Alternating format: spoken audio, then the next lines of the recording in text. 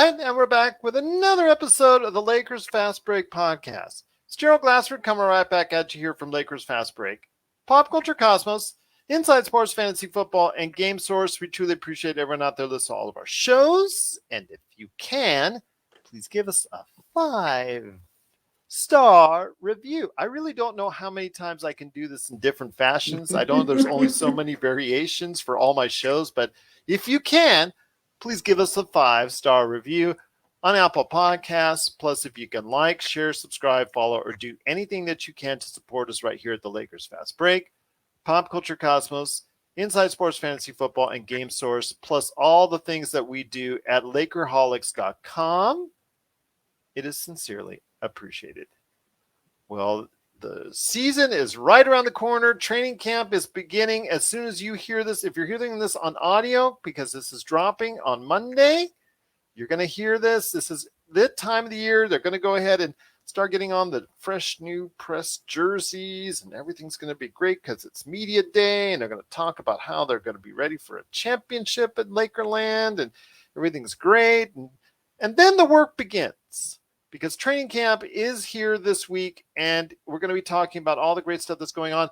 They practiced over the weekend. They were started working out here in Vegas, and I was so excited to hear them doing that in advance of the training camp. So things are going well there. But first off, to continue the series, before we get into that with all the Lakerholics, I wanted to go ahead and continue the series of team outlooks for other teams and how they are going to be shaping things up.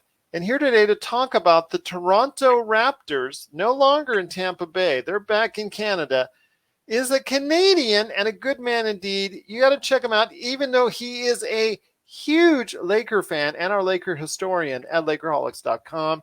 It is the Magic Man, Sean Grice. And Sean, great to have you here once again.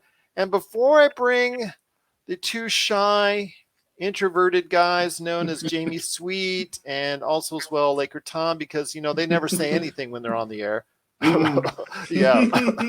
yeah I wanted to go ahead and make sure and give you time to talk about Toronto Raptors. I've had great conversations with Mega Price on San Antonio, had a great conversation with Kuma Kane on Denver, obviously Raphael with Portland. I have one coming up this week with Bryce Lewis on Atlanta, and I have lots more on the way.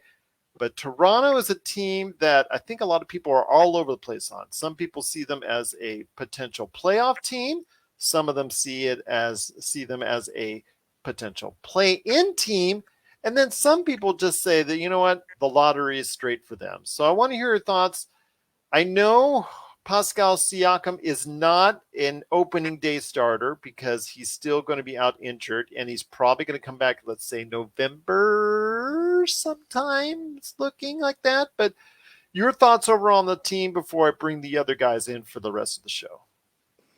Yeah, Gerald, I thought your synopsis about the Raptors was 100% spot on. I think they could fall anywhere from the 6th seed to the 12th seed. Nobody has a good read on them, I don't think. No, there really isn't a good read on them. The starting five, whomever they are, really don't have any chemistry together. So that's something Nick Nurse is going to have to adjust to on the fly, as he seems to always do.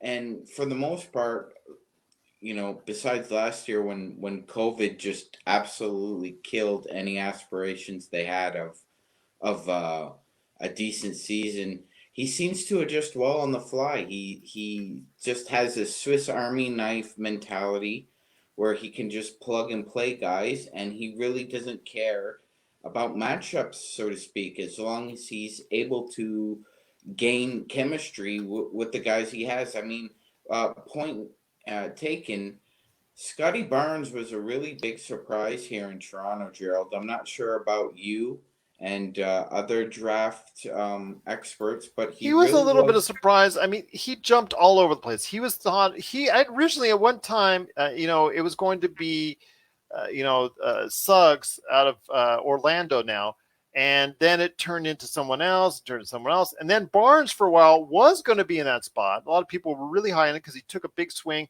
and then he dropped back a little bit. And by the time draft time came around, he was number 5, 6 choice. So when he was chosen number 4, people thought that was a surprise. I think a lot of people out there are underestimating what he'll be able to do. But the thing is, he's got to be able to shoot. If he's not able to shoot, all those playmaking skills, all those defensive skills, I'm not going to say they're be for naught, but they're going to be hindered because he will not have as much time on the floor to develop because he can't shoot the ball. Right. I think from what all we've seen on tape from him and what the scouts and what the Raptors are looking for is basically a small ball 5. And you're right, Gerald. I mean, if they see him as a Draymond Green type, then he has to be able to shoot the long ball. One of the reasons why Draymond will be considered obviously one of the best defenders ever, but also one of the best utility players ever was because he was a threat to shoot the 3. I mean, he didn't shoot it lights out at times, but he was still a threat. And I think you're right. Barnes needs to be a threat to shoot, or otherwise it's not going to work. Yeah, exactly. So I'm looking forward to seeing what the Toronto Raptors will offer. I'm not exactly down on Khem Birch because he played here at UNLV and he's worked his way, from someone who looked like Europe was going to be his calling for his entire career to someone who's worked really hard to become an efficient player. He gets a sign up from Toronto, gets the contract, and as a native Canadian, a lot of people are excited about that. But he's just an average center at best. But in today's NBA, it's really about what's fielded around him. I think that the Pascal Siakam injury will hurt. Mm-hmm. What I'm hopeful that they'll be able to get around it. OJ Anunoby, I mean, he's got to go ahead and pick up the pace. He's got to go ahead and continue his progression upward. Van Vliet on the offensive end, he could be really devastating, and that's the case. Hopefully it will continue because he's now going to be the veteran. He is now the Kyle Lowry of the team, and where he will lead the team is going to be very important for the overall outlook of the team. So I'm very curious to see what is going to take place. I mean, there's talent there, but it's not all piecing itself together. I think they're still one or two moves away. Yeah, it seems like they're seesawing, Gerald. They're a teeter-totter. They could possibly win 12 of 15, but then they could slide and lose 6 of the next 8. No, I was going to ask you. So if really just right now you're here in Vegas with me, man, you got to place a bet on where you think it's they're gonna be at, where you think they're gonna fall. I think you really have to put the Canadian money down on it. What are you doing? Okay, I'm gonna put them. I think they're in the lower end of the play-in tournament this year, Gerald. I think they can compete from anywhere from the 8th to the 10th seed. I think that's their ceiling right now. They really have a big problem here because they drafted Malachi Flynn really high, and let's face it, he didn't really shine. He didn't really show Raps fans, why you put so much capital and resources into him. So, and now you have Goran Dragic on the team. Are you going to play him much? Or are you going to allow Flynn to develop? That's another little wrinkle that should be pointed out here, Gerald. I mean, there's another point guard on the market that wants out of a situation, but Goran Dragic has a very eatable contract, if you will, and if a team is struggling, I would say it would behoove them to move on the Dragon rather than Ben Simmons. Exactly. So, be that as the case, I still think that if I had to say where I think the Toronto Raptors is going to land, I would probably say play-in. I would probably say 8th is what I'm thinking. Mm-hmm. Maybe at best 8th or 9th, I'm thinking they're going to fit right there. I still think, again, that they're going to have a great season from Pascal Siakam and OG Anunoby. I really am unsure if that you're going to get it from Siakam because he already had some issues with Nick Nurse already. So Could he end up being traded by the end of the season, trade deadline? You never know.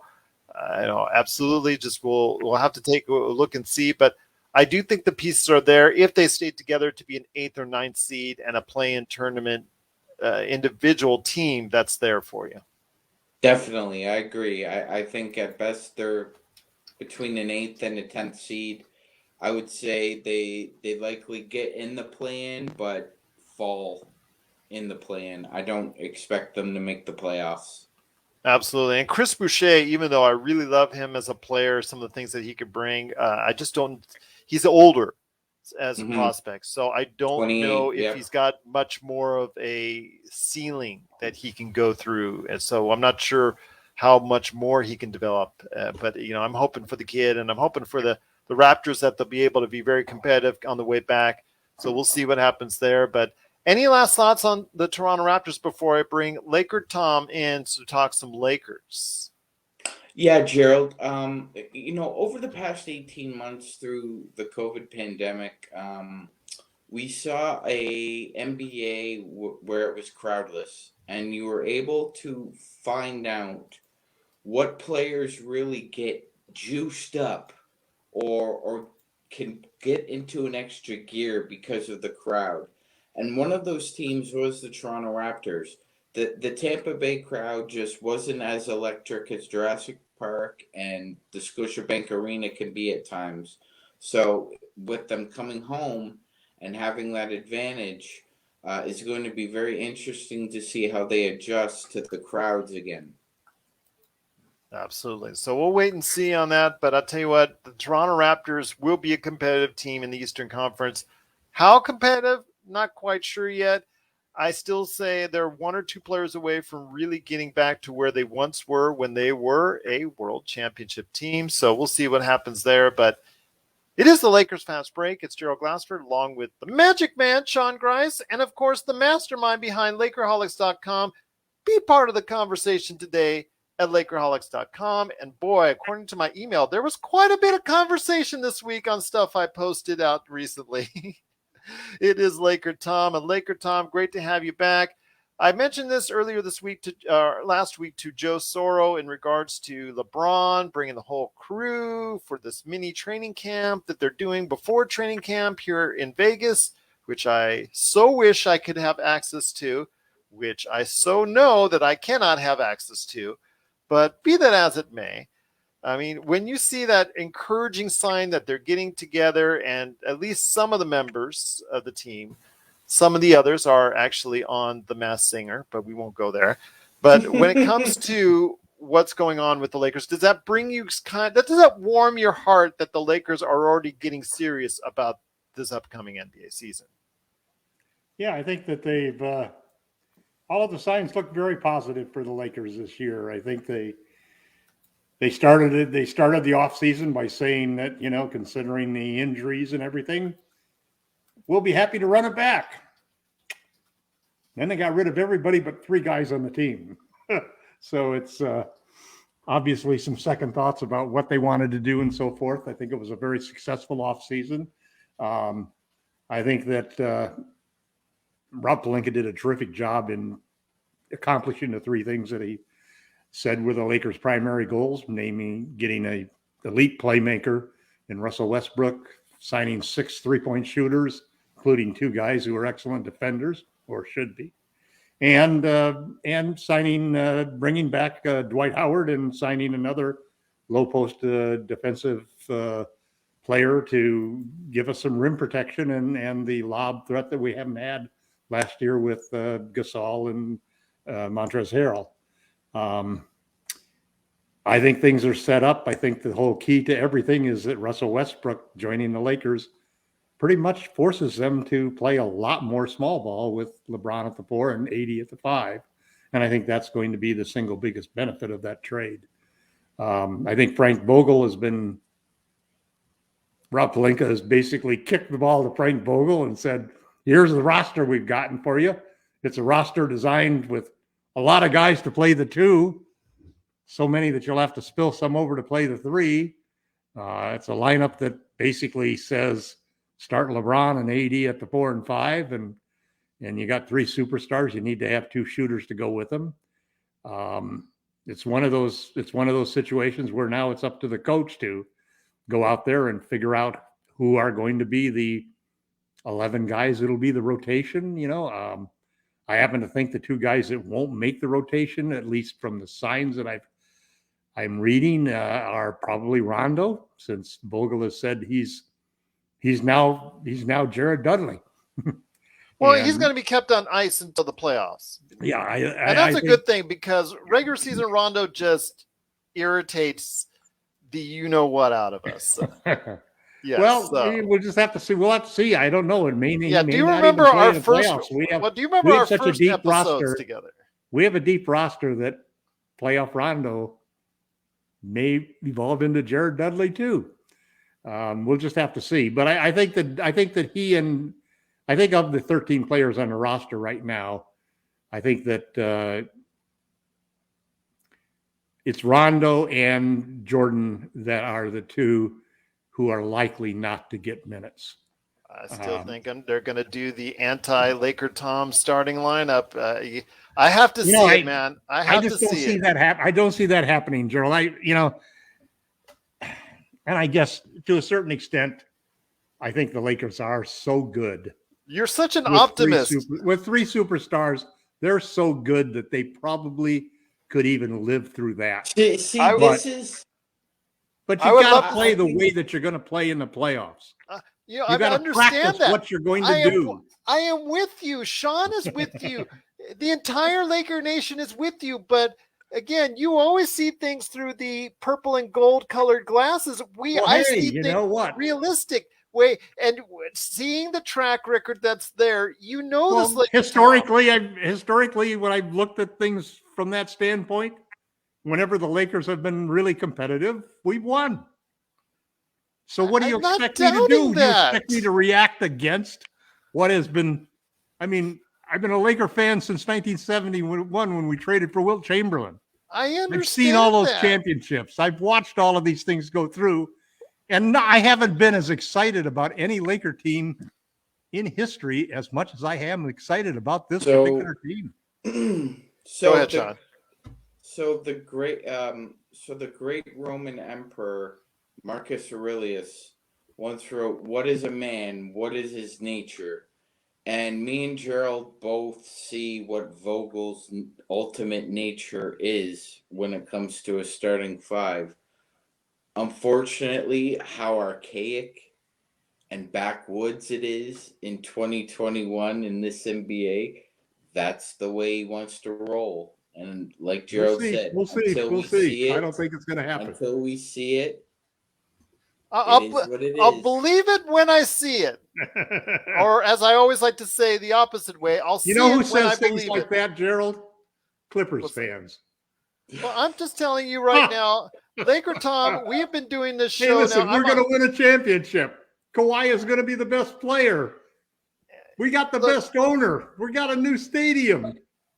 All those crybaby Laker fans are going to be coming over to our stadium and putting on Clippers uniforms. Well, you got to admit that arena, new arena, is kind of nice. The Staples Center is now getting on, along in the tooth, and it would be nice if they freshened the Staples Center a little bit up. I have to admit they got better bathrooms than they got at Staples. Yes, absolutely. Well, T-Mobile here in Las Vegas. Okay, but by the same token, there's probably a greater use for those bathrooms if you're a Clippers fan. This is true. Go ahead, Sean. Tom has just inspired me. I'm gonna change my will now. So when they bury me in my Lakers purple and gold, they can turn me around so my posterior is up. So Clippers fans can kiss my butt one last time. Okay, fair enough. But I will say, the newer arenas that are out there, again, the T-Mobile here in Las Vegas, absolutely great bathrooms.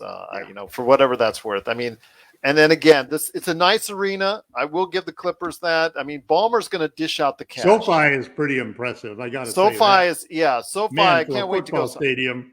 I mean, I went there. Because I was born down the street from the Forum, but I went there as a kid to Hollywood Park when it was a racetrack, and to see what it's now, as SoFi. I can't wait to go there and see how modern age it is. And, we've got a brand new stadium here for the Raiders here as well. I love being in these newer modern environments. You like Hollywood Park? Well, Hollywood Park is gone. SoFi Stadium is Hey, my dad dragged me. We moved to Southern California. We moved to Arcadia so that my dad could be close to Santa Anita, which he remembered from a trip. My mom used to drag me and my sister to Del Mar, to Hollywood Park, to Santa Anita. We would make the rounds. My dad was a crazy Chinaman who had this idea that he had this system where he was sending my mother out to watch the pari-mutuel boards and look for secret messages from the Trumpians behind the board and place the bets. And we'd wait. Every day I'd go get the racing form, give it to my dad. He'd tell my mom what horses to bet, which ones to watch. She'd go off to the track. Sometimes she'd drag us with us. Sometimes we'd stay home. But I enjoyed my time with my dad. It was just kind of a bonding thing. We just did it on the casual, going to Hollywood Park. But you weren't walking up to the pari-mutuel thing and betting. No, I don't think I could. My dad was my bookie because I would give him my bets at the start of the day. I don't think they would allow an 11-year-old to do that. No. But, I like throwing around. Listen, SoFi I like is throwing around the paper when we lost. Throwing around the paper on there. But I tell you what, we used to have a lot of my mother would bring home the tickets for us kids to tear up. Fair enough. Confetti all the time at Hollywood Park. But now to SoFi Stadium, I'm just saying that I love these modern stadiums. I'm hoping that the Lakers will go ahead and start dishing out some of that cash they get from the Lakers channel and all that to go ahead and improve the Staples Center. I think it's something that $50 million for the jersey patch, man. Yeah, 100 million. No, 100 million. 100 million over 5 years for the jersey patch. Yeah, 100 million. So you can do it. Twice as much as the next closest.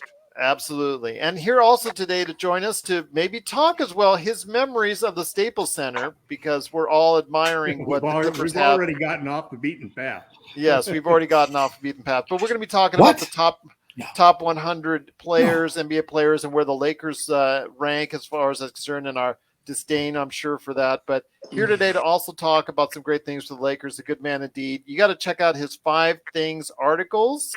They're now available at LakerHolics.com. It is Jamie Sweet. Jamie, good to have you back. I look forward to doing some late-night Laker shows with you coming up during the season. Looking forward to some Laker Fast Breaks late night out there for everybody, checking that out. But my friend, I wanted to ask you this before we hit up the top 100 with with ESPN and SI. I wanted to hear your thoughts on the Clippers' new arena. I don't look at it as just a Clippers home. I look at it as an arena, and as arena, seeing more modern facilities, more more capable of doing the things we want to do as far as Wi-Fi, as far as ordering food, bringing it to you through apps, and just making it more convenient for the consumer. I know that they're doing that here with the T-Mobile and also the Allegiant Stadium here in Las Vegas. It's nice to see what they're doing there. I'm just hoping that the Lakers will get the message and say, you know what? I think we need to up our game with the Staples Center as well. I'm sure they will. It's important to remember. Sure. No, well, I was about to say it's important to remember that the Lakers don't own the Staples Center the way Steve Ballmer is going to own the Intuit Center. AEG owns it, I think. Yeah, but they don't own the Lakers. It's a partnership. It's not They only have a percentage of the Lakers, I think. It's not the same situation that the Nets, the Warriors, the Clippers, and whatever team ends up in Las Vegas, because there will be one someday. Most likely the Sacramento Kings, if they play there, if they can do anything right ever at all. Become a Kings fan. There'll be a number 2 team here in Vegas. Okay? Yeah. Number 1 team. Yeah. I am bringing down my Lakers jersey for nothing. I can't wait to see that big poster of Luke Walton, coach, behind you, just to the side of the Mass Effect poster. Yeah, exactly. No, that's not happening. I have my Lakers T-shirt right there, 88 world champion back-to-back. That ain't never going down. That is never going down. So, Laker fans don't generally jump ship. People jump onto the ship after a little while. But I root for things here in Las Vegas because this was a town that everybody passed up on. And, of course, we know what happened with the NBA All-Star Game, the tragedy that happened there during the 1990s, and the NBA souring on anything Las Vegas for several years. And, this town has grown. Man.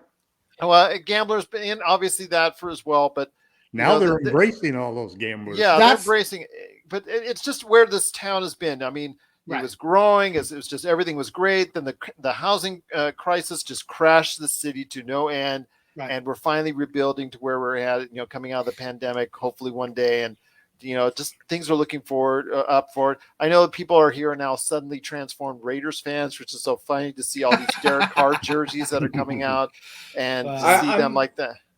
Yeah, no. Go ahead, Sean. Tom and Jamie can verify. I've been a Raiders fan since they were in LA. It's true. In Oakland, and now Las Vegas. So wherever. Yeah, they left me in LA. They left me in LA. They could play in Bolivia, Gerald. They'll still be a Oh, don't worry. If they get enough cash, they will. They will. They'll be the first Bolivian team. So who's running the Raiders today? Oh, that's still Davis. Still Art Davis, man. He's still holding on. Really? His son. You're kidding me. I thought he died 5 years ago. No, his son. It's still in the family. It's Mark Davis. Yeah, Mark Davis. Wait, who's the general manager? He's the famous coach. John Gruden. Yeah, what happened to John Gruden? He's still coaching, unfortunately. He's still coaching? Well, I shouldn't say that. They're a lot of How could he attention not to be fired after all of these performances give the him last time. 2 years? 2 seasons. It's 2 seasons. I mean, they're 2-0 right now. Well, we'll see what happens. This is not a Raiders podcast. Take this discussion off the podcast. Tom, listen, I just wanted two things about the new Steve Ballmer arena. One, they have got the absolute best mascot that you could even imagine. That California condor. Well, think of it this way: if the California condor is that what that thing is? Yeah, it's a California condor with an the state bird that you guys have, the one that's rare, no, it's an endangered species, just like Clippers fans. It's perfect. It's everything that the Clippers. Thank you. I listen. I don't bring these things up with no end in sight. I thought that was one of the most. That's probably the most Ballmer-ish mascot in the NBA. It's bald like so Ballmer. Perfect. It probably talks too much like Ballmer. It's going to jump around a lot like Ballmer does. I mean, but he's also got a lot of Ballmer's like the uncle. And like Ballmer, it won't help them win any games. So it is basically the representation of Steve Ballmer. All right. Well, it's you can get these applications where you can take a photo of yourself and turn it into a cartoon. That's what I thought Ballmer did with it.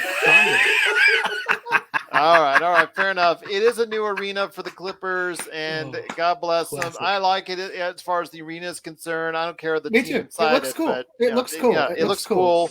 I think that whole area. So and they didn't tear down the forum. A lot of empty seats. And they didn't tear down the forum. Exactly. And they didn't tear down the forum. I really appreciate that Steve Ballmer doing because I've been to several concerts. I've been to several concerts at the LA Forum since the Dolans bought it. Yeah. Since the Dolans bought it, and then now they've sold it. So it's cool. Now you get to enter through the old celebrity forum entrance, like how how the celebrities used to walk through this secret tunnel down next to a bar. That's what's going to be. Well, that's going to be the subject of the what is it? The HBO Max series. Yeah, that's it's coming out. Club, Somebody just dropped out of that too. I can't remember who it was, but I know that they'll replace. They'll be fine. They got to get stuff on the air. Who's going to play Jeannie? Jeannie is. I don't know. I'm just kidding. I don't know. I don't know if she. We'll find out. But again, we're going to go ahead and cover that in a future episode. But guys, we're here to talk about the top 100s that came out this week from ESPN and SI and several other outlets have tried their own hand at marking the NBA's best players. And I noticed a theme that LeBron is no longer the number one choice on anyone's list.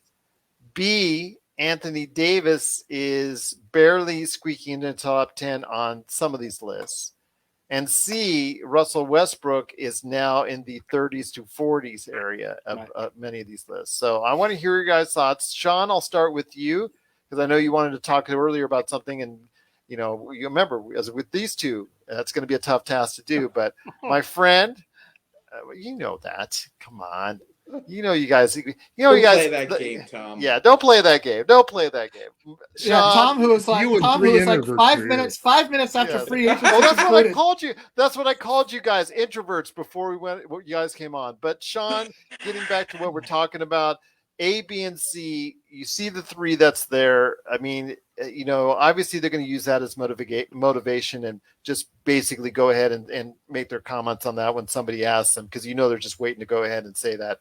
But your thoughts on, was it fair? Was it not fair? Your thoughts on the three and how they were rated in these top 100 countdowns. Yeah, I got to be honest, Gerald. I find these lists to be kind of arbitrary at this point in time. Like I realize, yeah, they need copy and that, and it's subjective, obviously. So if we did a list of the top 100, it would be our opinions on it, and people would have an issue, I'm sure, with something that we did. Yeah, of course. But we might do it legitimately, trying to actually rank them, rather than allowing our biases to determine where people end up. That's a well. If they want to pay me, I'll sure do it. Kevin Pelton is quoted as saying the reason he dropped LeBron down is because injuries like he got this year, which put him out, are the kind of injuries you get when you get older. I think Solomon Hill runs over any Solomon Hill ankle. Slamming into your leg is something that's really old people got to watch out for. Exactly. Well, that's not the case. That's why he dropped him to number 3. I think, Sean, go ahead. I think LeBron is still a top 5 player, objectively, Gerald. I mean, if we're talking age, we're talking health, we're talking everything being even, I think he's still a top 5 player. Agreed. I think Anthony Davis being on the borderline of top 10. I've been the biggest AD apologist on Lakerholics for years. Even when Laker fans wanted to completely go the nuclear option with Dell Demps and the New Orleans Pelicans, I tripled down on acquiring this man. So I was really disappointed in his season this past year. So I think that's a fair assessment of where he is. If he plays like a monster this year, and I've seen his body, he looks like he's ready to take on the world, actually. Then I think he vaults into the top 5 again. I think Russ being rated that low is complete and utter bias by the media. The media hates Russell Westbrook. They always have. They've always managed to find a way to cut down Russ at any point in time. When he came in, let me say this on AD. AD, if he plays the way like he did this past season, everybody goes in years, and I was just talking to my daughter about this. You can't say years because we've already had 3 seasons within the calendar year. But if he plays like he did last season for most of the season, that frustrated LakerTom, I can get that. But if he plays the way we know he can play and plays like the guy that we saw in the bubble, he's one of the top 5 players in the world and an MVP candidate. So we'll see from there. But, going on what you're talking about with Russell Westbrook, where would you slot him? Where, in what range? Because I would say for me would be around 25, 20, in that range, maybe. Yes. Yeah, that's what I'm thinking. Yes, I'd slot him in 25 to 30 range. Yeah, that's fair. I think anything below 30 is just, it's a slight on him. Mm-hmm. It's projection to me. It's because Russ became the greatest triple-double threat of the 21st century. Oscar Robertson is the greatest triple threat of the 20th century. No question about it. Inside the three-point line, Oscar is the monster. Outside of the three-point line, I would say if you're looking for your triple threat king, it'd be Russ. Oh, there you go. I mean, that's some good sound advice. I mean, 25 to 30, I would not argue, especially for the fact that he is 32. You are going to see some declining returns, especially for someone who bases his game off of speed and athleticism at some point in time. Maybe not this year, maybe not next year, but at some point in time.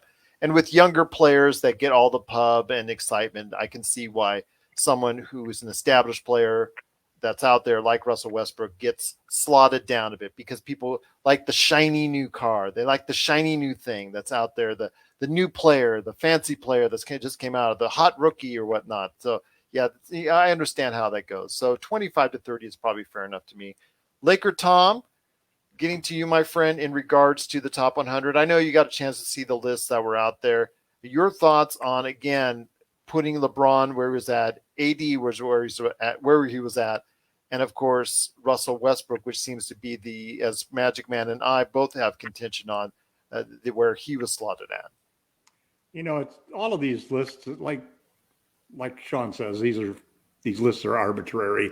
For one thing, what is your criteria? Is it the top 100 players? I wouldn't put Kawhi right or Murray because they're injured, and I wouldn't put rookies. And and it's, the only thing worse of the type of lists are the lists, for example, that the NBA is going to come out with the top 75 players for their 75th anniversary. Right. Well, they also came out with one on the 50th anniversary and on the 25th anniversary. So on the 50th anniversary, a bunch of guys who were on the top 25 and the 25th anniversary didn't make the 50. Right. And there's a bunch of guys now in the 75 that were on the 50 that are going to be missing, because you got 25 years of new players coming on to take those places. So there's a lot of arguments going on that what the NBA ought to do is just leave the guys who made the list before and add to it, rather than just saying, by the way, the airline is full. We got 5 new guys, and you guys get off of the plane. That doesn't, that's really unfair. I think LeBron, realistically, Oh my God. I don't like the criteria, because I would say today that LeBron James is the number 1 player until somebody dethrones him. And I don't mean Solomon Hill dethrones him. Until Kevin Durant proves he's a better player, or Giannis proves he's a better player. Well, let me ask you this. Giannis in the finals, he wowed me.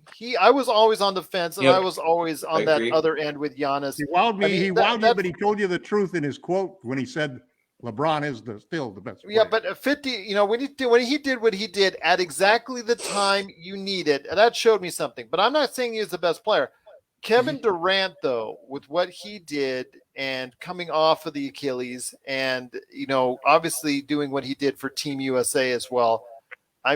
This is almost to the point where he was when he was considered after the finals, where he and LeBron matched up, and he actually. You mean every year when they tried to find somebody to replace LeBron at the top of the list? Well, there was that one year, that one summer when he won the title ahead of LeBron. I actually was slotting him ahead of LeBron, and I'm sorry, I'm not going to run away from it. That was what I was saying then. It's what I say now. That was a period of time, for a brief period of time. LeBron regained it, and obviously kept it going for quite some time. But right now, it's up in the air for me between those 3 candidates. I think you can't go wrong with any one of those 3.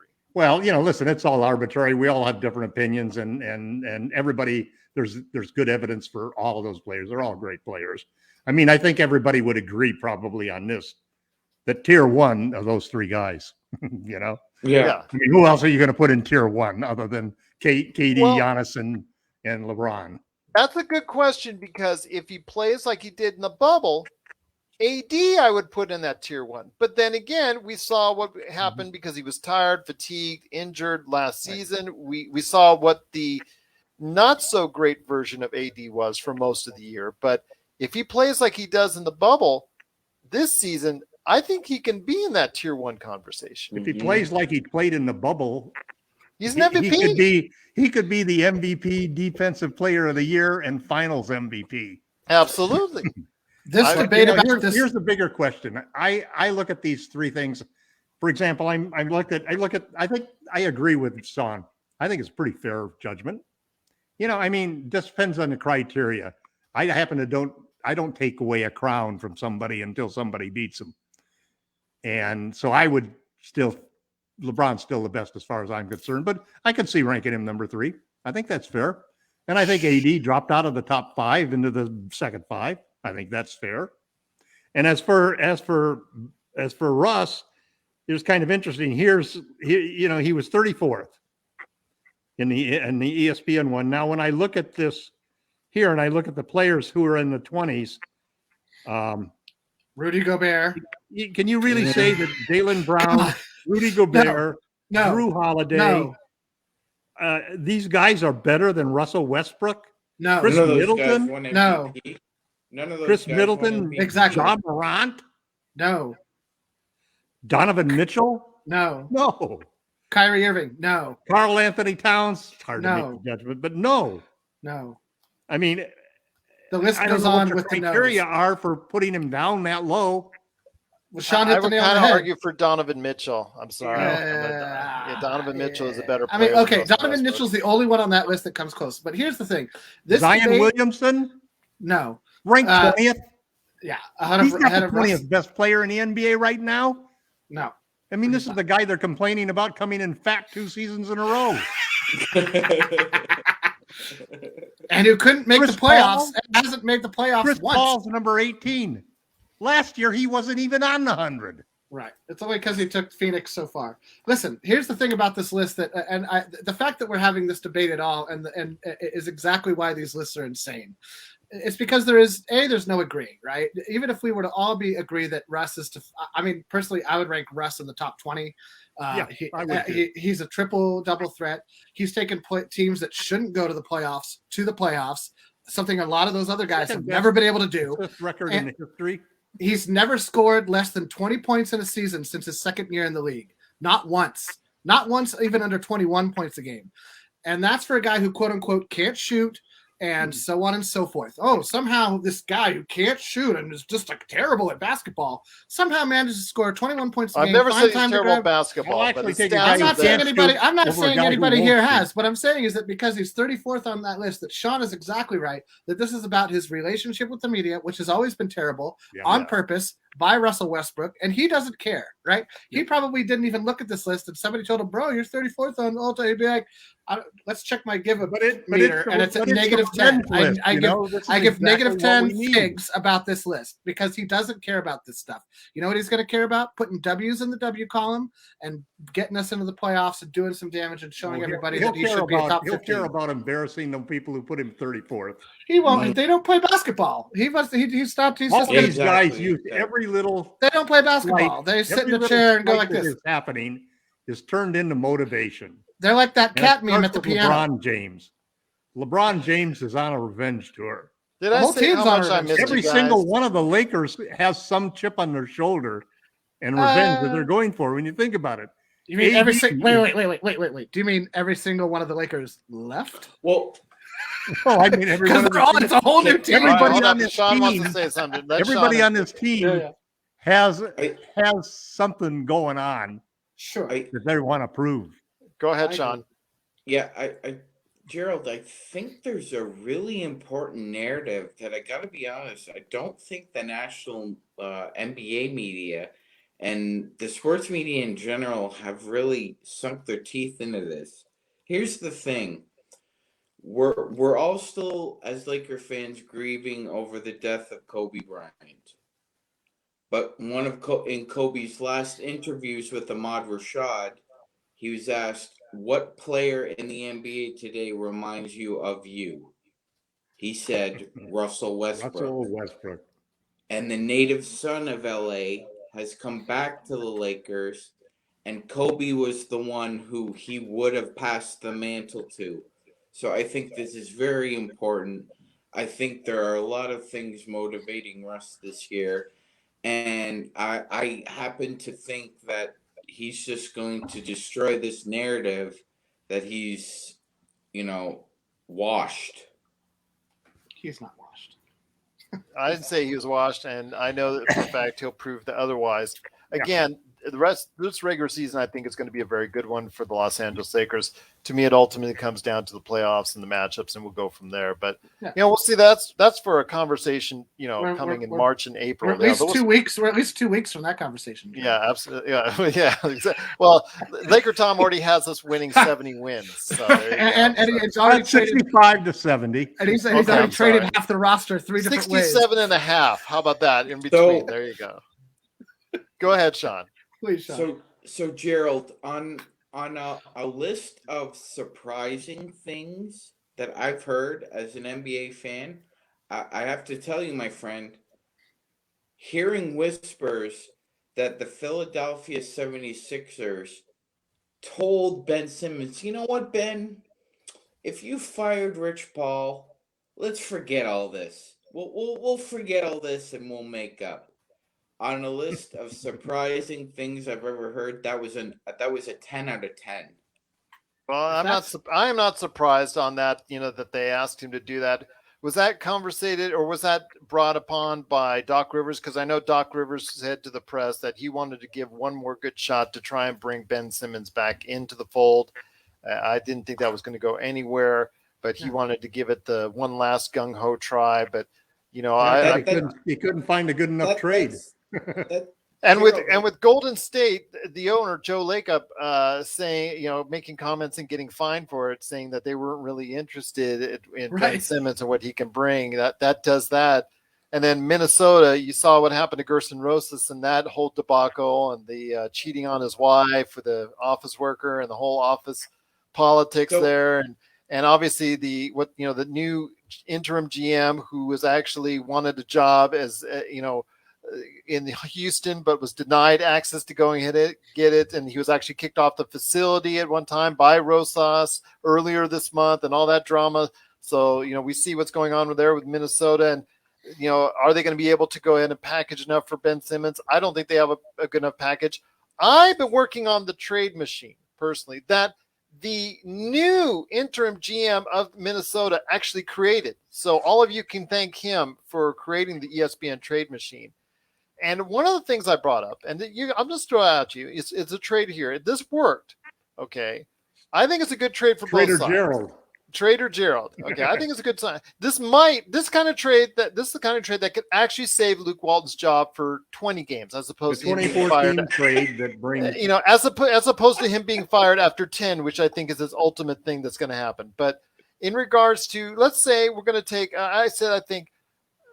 Off the top of my head, I think I had Ben Simmons, Matisse Thybulle, Tyrese Maxey, and Paul Reed, the guy, kid from DePaul, who's really did a great job, G League MVP.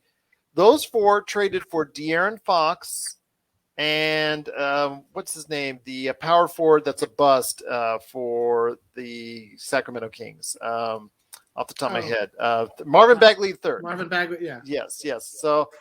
There you go. Leaves a lot of problems. Gives you a lot of things about both sides. I mean, De'Aaron Fox is a good player, an all-star type player, but is he a franchise mover? Where he hasn't done it so far.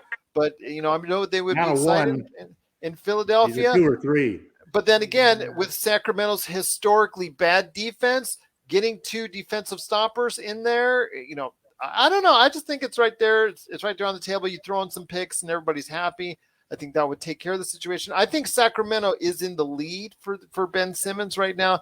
I think that's the ultimate destination. But before we head on out, guys, and before we hear the pitch from you on what's going on with Lakerholics.com, and of course the response I have for the all-time top 10 Lakers list, because I'm kind of mad at the Lakerholics because they got their butts kicked. I'm working on it. LakersBall.com kicked your butts, Lakerholics. So I'm just going to say on that. I'm working on it. But Jamie Sweet, real quick, is that a good trade? I think, or do you think Sacramento is involved in the mix? Because I think they're the leader right now. I mean, I think that Philly blew it from the moment the playoffs ended to now, and I think they are going to walk away with not what they want in a trade, and they should move him as quickly as possible.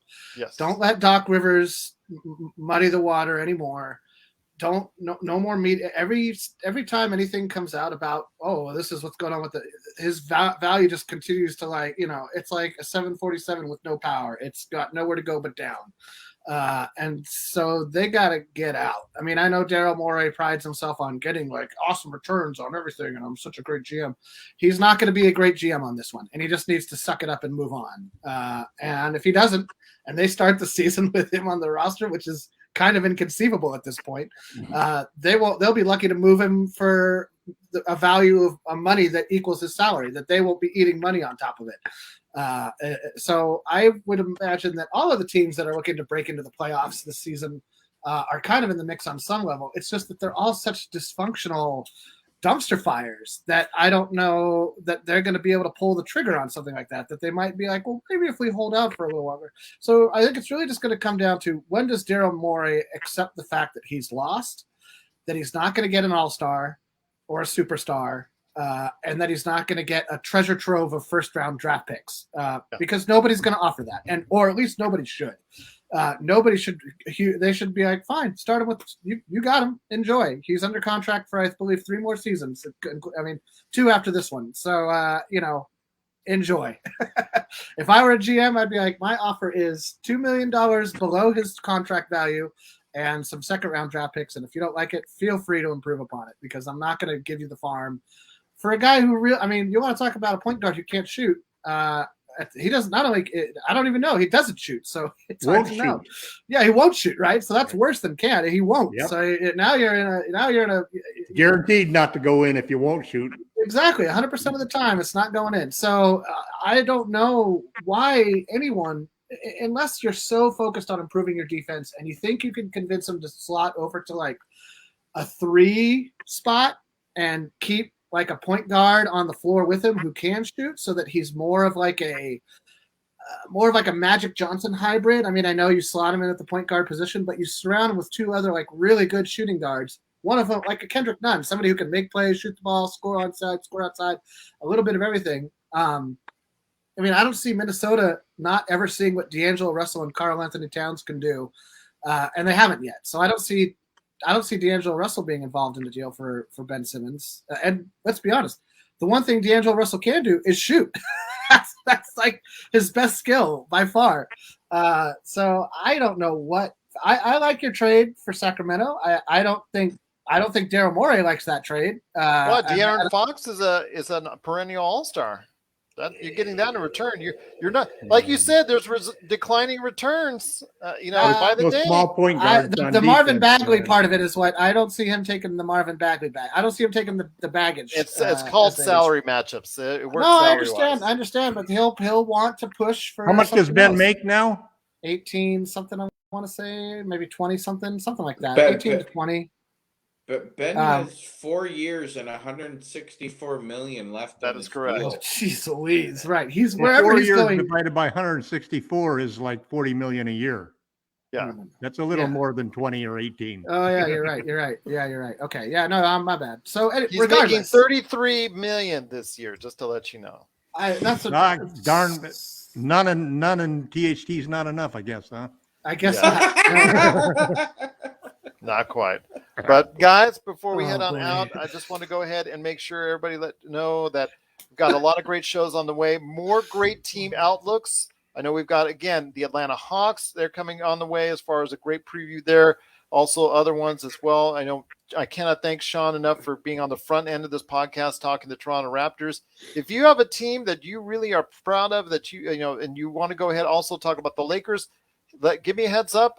Lakers Fast Break at yahoo.com or at Lakers Fast Break on Twitter. I'm still looking to try and get all 30 teams or as close as I can to it before the season starts. So I like to get that perspective from fans that are not Lakers fans on how they perceive their own team, and then also as well how they perceive the Lakers as an outsider. So I like to get that gauge on where they stand. So hopefully we can continue that. Although, Jamie, I saw you raising your hand. I was going to say, I wanted to know if you wanted podcasters or fans. I know some fans of the Sacramento Kings. I know podcasters, fans, doesn't matter who. Anybody wants to talk about that as far as I'm concerned. So just getting some fans out there and seeing what they think, podcasters alike, reporters, whatever, just to give us an insight on the other teams that are out there in the NBA. But before we head on out, I know there's some things that you guys are working on. We'll talk about the all-time top 10 Lakers and the Lakerholics response here at the end. But LakerTom, I'm going to start with you. I've got 11 minutes left. What you got planned and what you working on? I saw a great article that you dropped today on Twitter at LakerTom. So what's going on at Lakerholics.com? Yeah, I really like this article. It's sometimes, as Jamie will accuse me of being tunnel targeted on certain topics. I'm pretty sure you've written slight modifications of the same article. One of my skill sets, Jamie, is the ability to find new ways of saying the same thing. Oh, I've worked on that hard. It's an my art entire form, life. Jamie. It's an art form. I have nothing but recognition for that skill. So the article I just posted today is how much will LeBron, AD, and Russ have to change their games to win? And it's kind of interesting because there's a nice corollary because you can look back at the Brooklyn Nets last year. And we followed the exact same path the Brooklyn Nets did. We had 2 superstars. So we went out and signed a superstar point guard to be the 3rd superstar. They got James Harden. We got Russell Westbrook. Their solution in integrating their 3 superstars was to tell James, don't shoot as much and pass more. And so he dropped from 35 points a game to 25 points a game, increased his assists from 6 to 10, and voila. Other than having all 3 of them injured at various times of the year, the Nets have a superstar big 3. Now, the Lakers, on the other hand, the Lakers looked at this differently, and that's the point of the article to a certain extent. And what they did is they said, well, wait a minute. If we trade for Russell Westbrook, it's going to be hard to tell Russ to cut down on what he does because he's like an organism, everything is connected, man. You try to chop off part of that and you won't get what you got. Right. So they instead turned it around into an opportunity to play small. And that's what that meeting with LeBron and AD and Russ 2 weeks before free agency last summer was all about. How do we make that work? And the approach wasn't for LeBron and AD to say to Russ, well, listen, Russ, you're the new guy. You're coming to our team. You're the guy who's got to sacrifice. Instead, it was LeBron and AD saying to themselves, what do we have to do to make Russ fit, to make this whole thing work? And the way it works is basically they got to slide to the 4 and 5. And that's exactly why they wanted a playmaker, because they want the ball out of LeBron's hands, because they want to rest him and extend his career. They want to reduce his workload. And Russ can do that. And then allows LeBron to move to the 4. And a slimmer LeBron at the 4 is going to be a beast for any of these other power forwards to try to contain.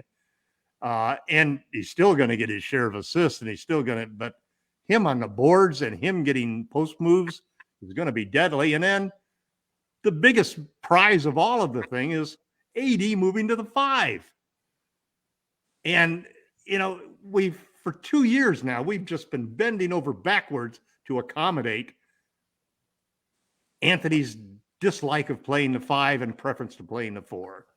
We've been over so far last year that it screwed us. We traded our 2 centers and we don't have anybody to protect the rim at all.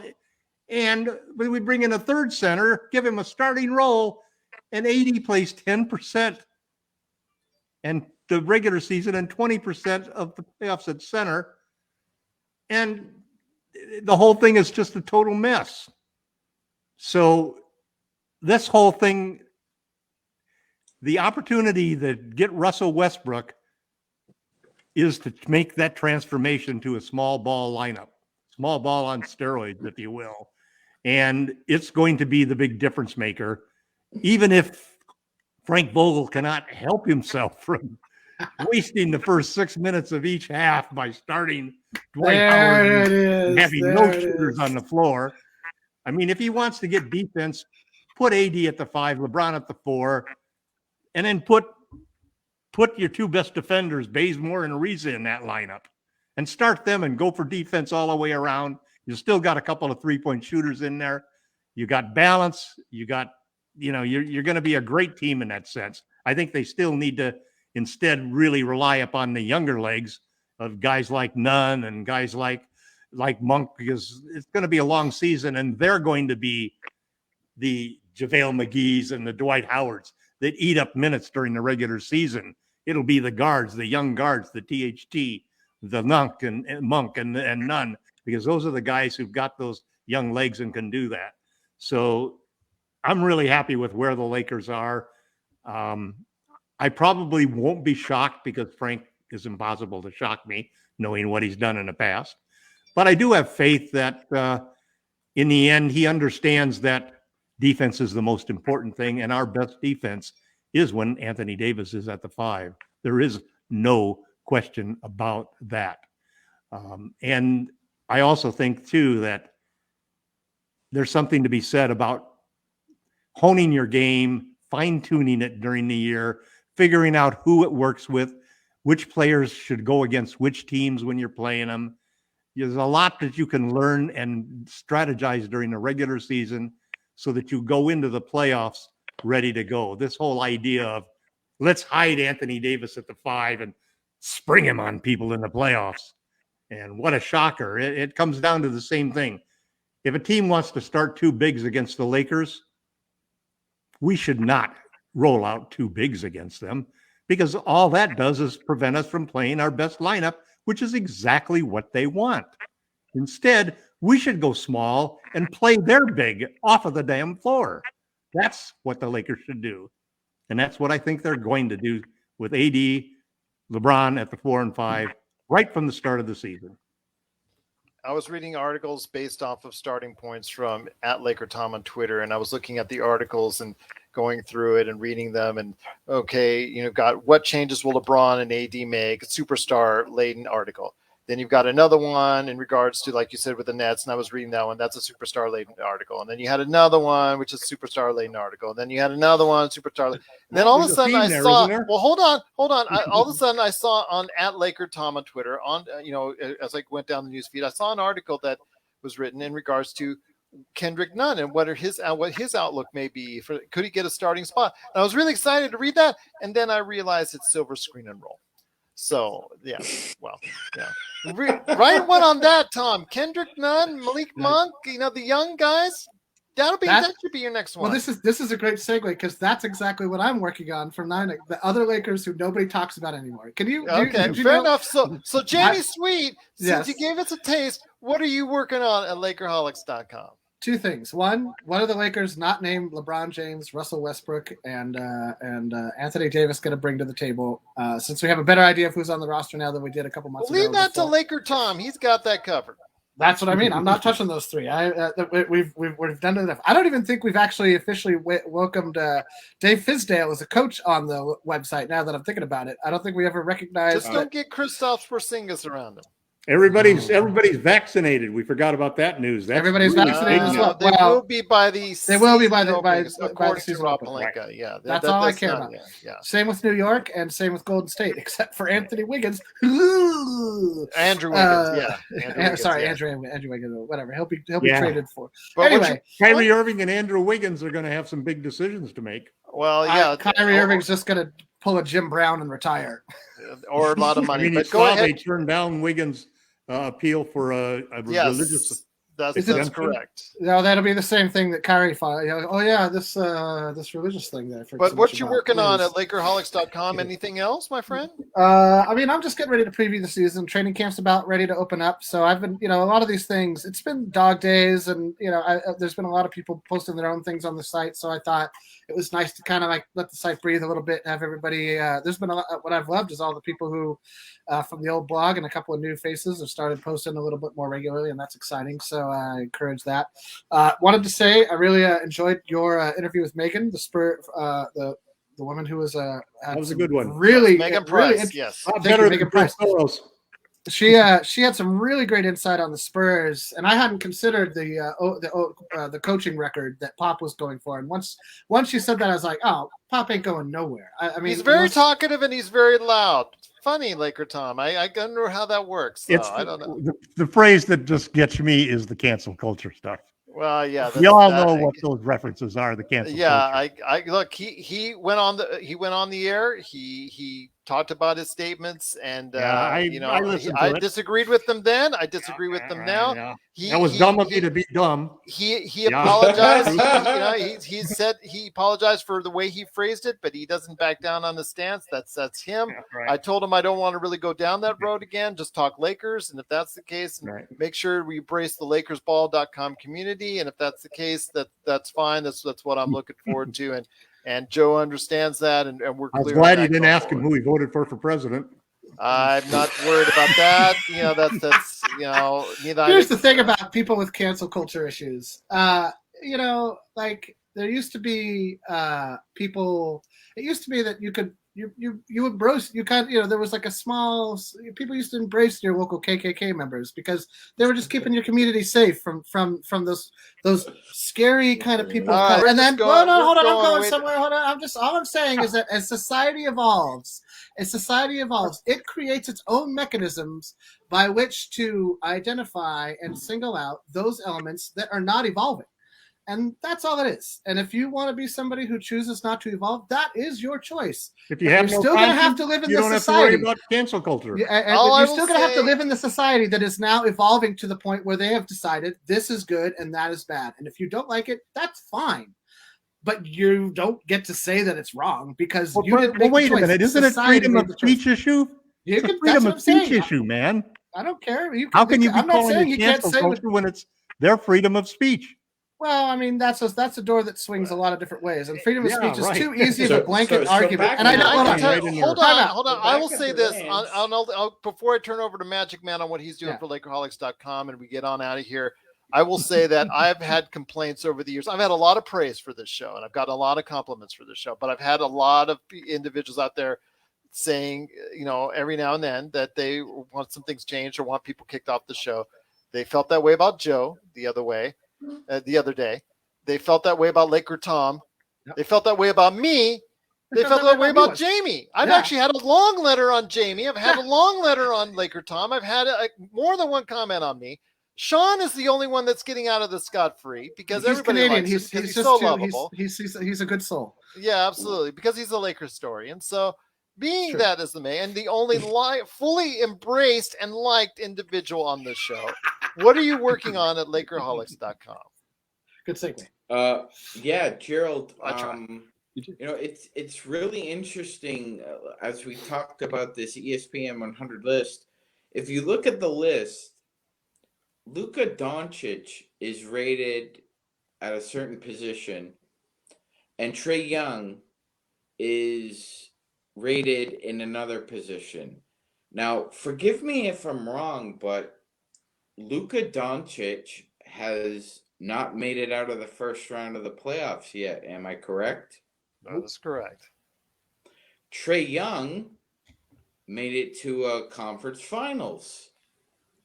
Now, that's correct. No matter what asterisks you want to put on it, same thing with Phoenix, same thing with Milwaukee. Those are the same kind of asterisks that people try to put on the Lakers when they won their bubbles. So if you don't want to do it, if we can't do it for the Lakers, we can't do it for them. So I agree with you, my friend. I don't even do it for the 99 Spurs. There's no.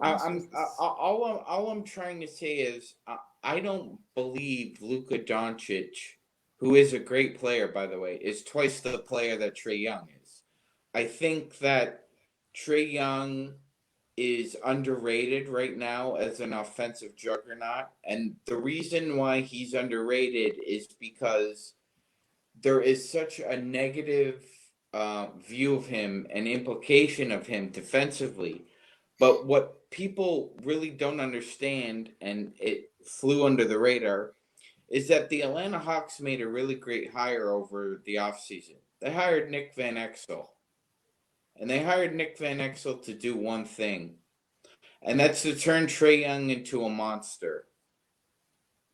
And I think, and it's just my impression, Gerald, I think that Nick Van Exel will have the same impact on Trae Young that Joe Brady had on Joe Burrow. And Joe Burrow went from being an undrafted NFL prospect to being the number one pick overall. He had probably the greatest college season in American history, Gerald. I think that Nick Van Exel can give Trae Young that shot in the arm. I really do. Their games are so similar. I think, again, no offense, but I think people like yourself and others underrate what he truly is as an offensive juggernaut. Me? Yes.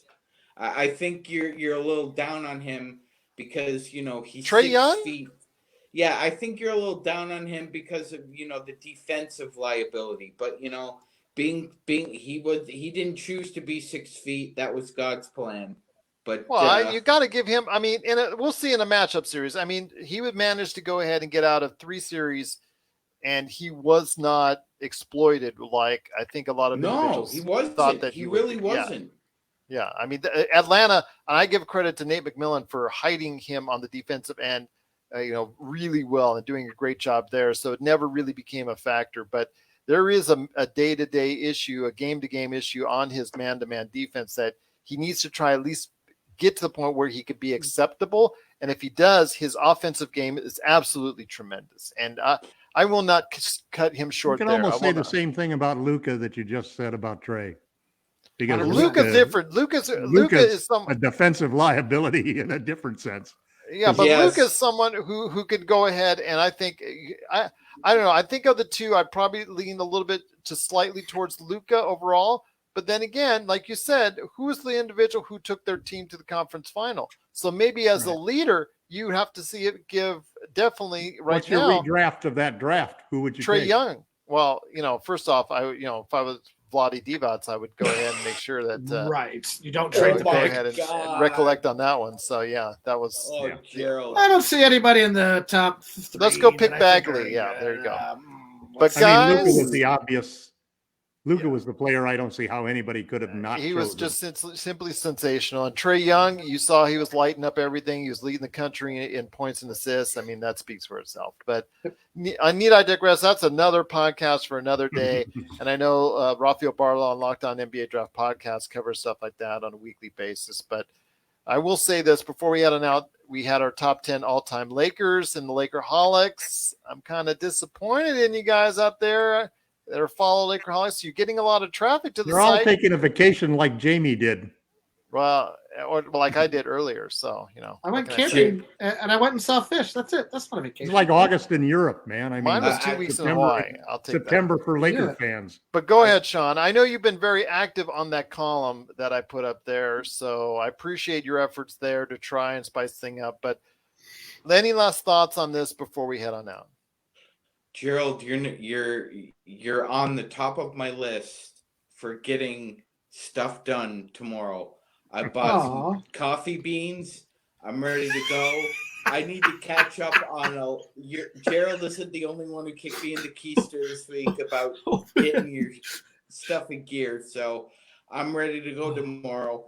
And when when the Podfather sees the website tomorrow, it will be up there. I promise.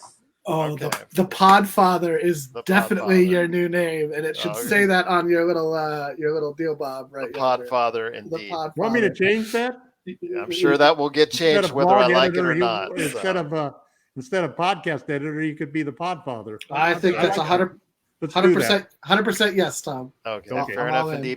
But if you have any questions for us out there, truly appreciate you listening all the way through. Please go ahead and let us know. LakersFastBreak@yahoo.com. At Lakers Fast Break on Twitter, at LakerTom. I know MagicMan put at Lakers Fast Break on Instagram. Is that correct? Yes, we're at Lakerholics_authentic. Okay. So, and I have a Lakers Fast Break on Instagram. I never use it, but maybe I'll start. So there you go, Lakerholics right there for you. Just too many social medias for too many podcasts. What you're going to do as the Podfather. But before we head on out, guys, I wanted to go ahead and just wish you guys well this week. This is training camp where hopefully there'll be no injuries. That's what I'm rooting for the most. We'll go ahead and have a deeper discussion on what's going on in training camp on our next time we get together for the Lakerholics. Tune in again. I've got a lot of great shows coming up, including more team previews, more Lakerholics. Yes, more Joe Sorrell from LakersBall.com.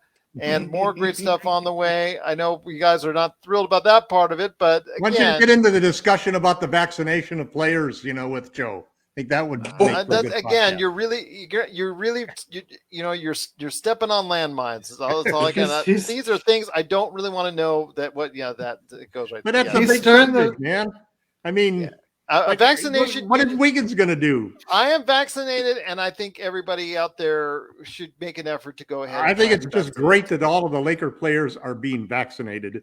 Will be. That's according to Rob Pelinka. We don't know if that's going to be the case as of yet. He wouldn't have said that. He wouldn't have said that without making sure, because they would have had to be gotten their first shots in order to be by time season starts, they have to have had their first shots by now. We'll see. We'll see what talk to the I'm masked getting my singer on that booster one. shot Talk on to the masked Sunday at singer, Dwight CBS. Howard. Yeah. We'll see what Anyway, happens on that. Gerald's got to go. Everybody, let's let him All get right, on with yes, his we got to life. send it down out. But again, if you have any questions for us, at Lakers Fast Break, at LakerTom, also Lakerholics on Instagram, Lakerholics on Facebook. We've got a great group there, Lakers Fast Break on Facebook. Follow us there. We truly appreciate it. Again, thank you so much for watching. V. Garcia was back on this week watching us, so we want to give a big shout out to him in San Antonio. No, it was great having him on that podcast. Also, as well, I want to thank everybody as well around the world that watches and listens to us. I still get all the targets. We're still all doing great numbers, even in the off season from Anchor. I get all the great stuff and news from there. So thank you so much for listening, taking the time to checking us out. And we'll look forward to hearing more from you out there, LakersFastBreak@yahoo.com. But also these great guys right here at Lakerholics. Be part of the conversation today at Lakerholics.com. Well, right now it's training camp. We're looking good. Hopefully a great season is on the way, and we'll keep updating you on everything Lakers right here at the Lakers Fast Break Podcast.